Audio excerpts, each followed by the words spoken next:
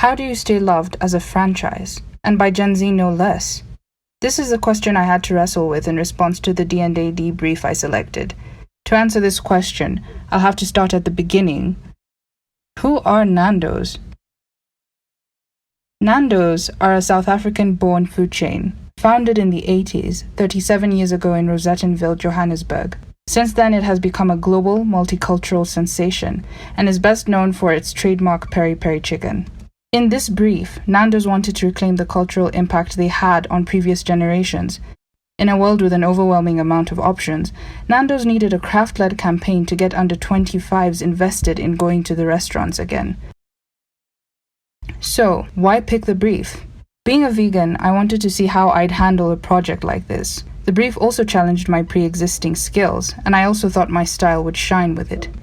In order to begin tackling the initial problem of the brief, I had to first start by understanding my audience. Here's what I found. Gen Z are the first generation to grow up on the internet.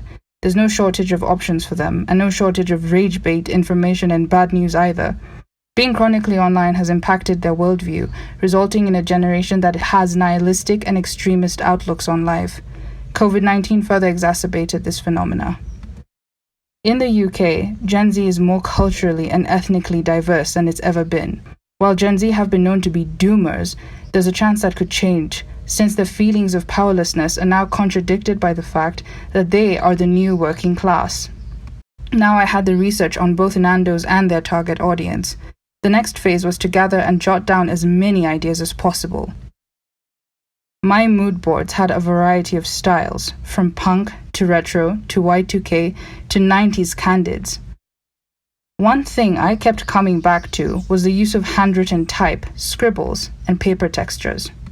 These are the three designers that inspired me during this phase. There was something familiar to me about their work that I wanted to mimic in my process. Here is the color palette I put together based on Raphael Serra's work. That done, I started to sketch out more ideas. I created a Gantt chart to help me keep track of each phase while I was at it. But how did I bring it all together? And what could entice Gen Z to come out to a Nando's restaurant? After lots of thinking and scribbling, I decided the focal point of the campaign would be connection. This was something that would be deeply personal and relevant to Gen Z. So I got to work on the designs to try and bring these concepts to life. My process was ultimately non-linear. When I design, I usually get into a mental space of play rather than analysis so that my creativity has more space to flow. I wanted to produce billboards that could be placed in those densely populated high street areas. I wanted the posters to look a little dirty, as though touched by human hands. The names are also reflective of the varying ethnicities in the UK and Ireland. For the red and white phone cover, I wanted to use the scribbles as texturizing that could amplify the mental voice of the words when read. For the black and blue, I wanted to give the hand a color scheme that resembled planet Earth to further emphasize the void eating at its beauty. For the red and white merch designs, I leaned more into retro minimalism and chose fonts that looked like the words they were representing. For the blue and black merch designs, I wanted to use space to give a sense of isolation and suspension in Alone Together, while using large fonts to exaggerate the salute to the chicken Barcelos, who, according to the Portuguese legend, was a miracle and a prophet of sorts.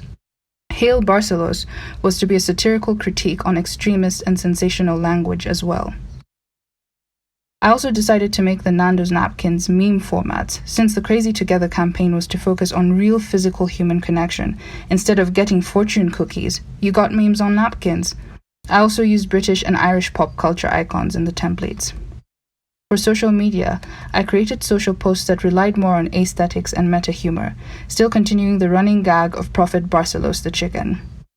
So what did I make of this entire process, and how does my work satisfy the earlier question, which is, how does Nando's stay loved by the next gen? I believe the Crazy Together campaign answered the brief satisfactorily. By emphasizing connection, one of the most basic human needs, the marketing becomes instantly relevant and personal. I had a great learning experience with this project, but one thing I'm definitely coming away with is the fact that experimentation is vital to a vibrant creative life, whether professional or recreational. I'll leave you with this quote by Raphael Serra. Try everything you can while you can, because one day you will find what you really like. Thank you.